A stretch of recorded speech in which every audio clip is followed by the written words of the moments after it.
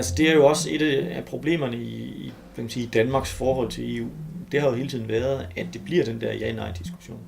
At uanset hvilken traktat eller hvad vi stemmer om i forhold til EU, så bliver det grundlæggende den der diskussion om ja eller nej. Om vi grundlæggende synes, at EU er en god idé, eller vi grundlæggende synes, at EU er en dårlig idé.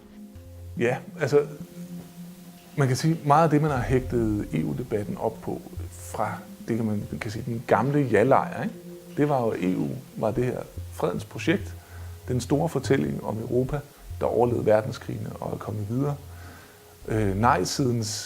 Den klassiske nej-sides projekt har været at sige, at EU er ikke godt nok, som det er. Det er ikke demokratisk, det inddrager ikke befolkningen, det træffer forkerte beslutninger. Og jeg tror, at det vi ser i dag, det er, at de to fortællinger hos de unge er uinteressante. Jo, altså vi står grundlæggende i den samme situation, at hvis du kigger basalt set på det, så bakker danskerne op omkring EU. Vi bakker også op omkring forbeholdene, så det er altså EU, men grundlæggende går danskerne ind for det her. Men der er ikke nogen stor interesse for EU. Det ser vi jo eneste gang, der er valg til Europaparlamentet, at det er en meget lav valgdeltagelse i dansk sammenhæng, altså lige under 50%. Det er meget fint sammenlignet med andre lande, men sammenlignet med andre danske valg er det jo ekstremt lavt, hvor vi ligger på omkring 70 ved kommunalvalg og 85, underkanten af 85 ved folketingsvalg.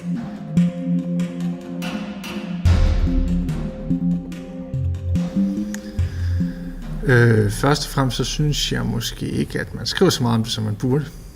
Det er sådan set det vigtigste at sige om det, synes jeg. Det er, at man burde måske skrive lidt mere om det i det hele taget. Men så synes jeg også, at man fokuserer utrolig meget på de økonomiske ting og de økonomiske aspekter af det, fordi der jo er den her økonomiske krise, der er. Og det er selvfølgelig også vigtigt med økonomi, men ligesom i dansk politik i de sidste 5 år er kommet til at handle udelukkende om økonomi nærmest, og man nærmest ikke diskuterer andre ting, så er dækningen af EU-spørgsmål og den slags i medierne også kommet til at handle utrolig meget om økonomi. Og det tror jeg altså også er en vigtig forklaring på, hvorfor der ikke er så meget folkelig opbakning til projektet måske. Fordi det er meget komplicerede sager, og det er meget svært at dække på en måde, så folk forstår, hvad der foregår. Jeg vil sige, der er mange, der er skyldige i forhold til det her. Altså, de politiske partier, hvis man ser på, hvad det er for nogle kandidater, de stiller op, så har de jo historisk set været helt oprindeligt, kan man sige, andenrangskandidater, altså fuldstændig ligegyldige politikere. Senere hen er det blevet sådan en parkeringsplads for pensionerede statsminister, andre, der ligesom er på vej ud af dansk politik. Det har ikke været de tunge, det har ikke ligesom været fremtidens folk, eller de unge, de stærke politikere, som man har i partierne valgt at stille op til valg til Europaparlamentet. Så partierne signalerer jo klart, at det her det er ikke så vigtigt som andre typer af valg. Medierne dækker det jo heller ikke på nær samme måde, som de dækker et folketingsvalg for eksempel.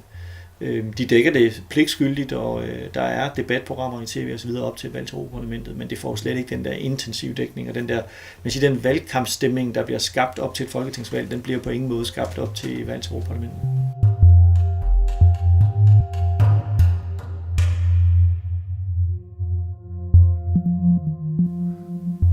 Det er jo altid lidt svært at få åbnet op for debatter og egentlig også grundlæggende oplysning om emner, som folk synes er svære. Og folk synes, EU er svært. Jeg mener, det vigtigste, når du skal oplyse unge om EU, det er at gøre det interessant og ligesom få dem til at sætte sig ind i tingene på deres egne vilkår.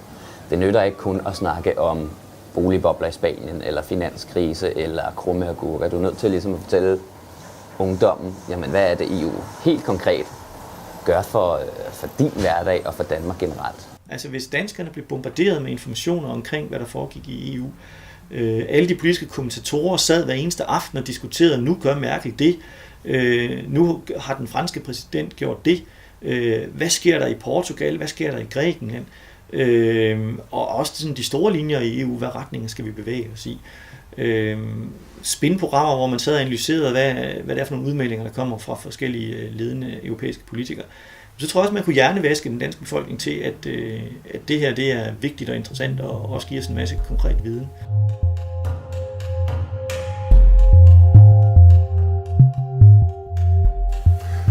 Altså det vi altid prøver at opnå, ikke, det er enten, at der kommer sådan en aha-oplevelse med en eller anden klog mand, kvinde, der får forklaret, hvad går EU's klimapolitik ud på?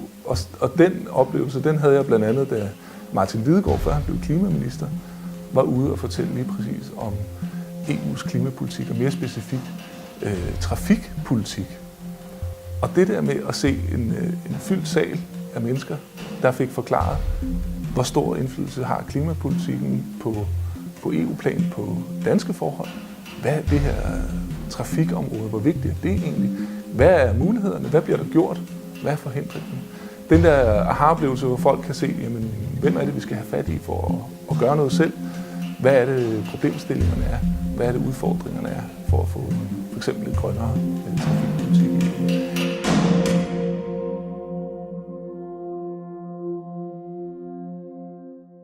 Ja, men i europæisk ungdom har vi forskellige måder sådan at gribe det an på. Vi har den helt klassiske med oplysningskampagne om, hvad er EU? Helt basalt, hvad er Europaparlamentet, hvad er Europakommissionen osv. Hvordan fungerer beslutningsprocessen? Så har vi den måske endnu mere klassiske med, at vi skriver en masse læserbreve og måske prøver at sætte de her oplæste enkeltsager, som ofte finder sted, og sætte dem lidt mere i perspektiv. Prøve at fortælle folk, at der er altså også et grundlag eller et rationale bag de her forskellige beslutninger. Ikke at du nødvendigvis skal være enig i de her beslutninger, men du bør anerkende, at der i hvert fald er et rationale bag dem. Altså, der er mange organisationer, der arbejder ud fra et politisk mål, når det kommer til at lave EU-diskussioner. Europabevægelsen er et godt eksempel, ikke? Jeg har til formål at fremme forståelsen af EU og et positivt billede af EU. Og der har vi et andet udgangspunkt. Vi er egentlig ligeglade med, hvad folk konkluderer. Eller vi er ikke helt ligeglade, vel? Men vi vil gerne stille et kritisk spørgsmål, og så skabe en nuanceret debat. Vi tror på, at det er vigtigt, at der er en offentlig diskussion om EU-forhold. Det er jo selvfølgelig svært for europæisk ungdom hele tiden at sikre det her oplyste grundlag, uden at det skinner igennem, at vi alle sammen er meget pro-europæiske. Men vi forsøger at være så objektive som muligt.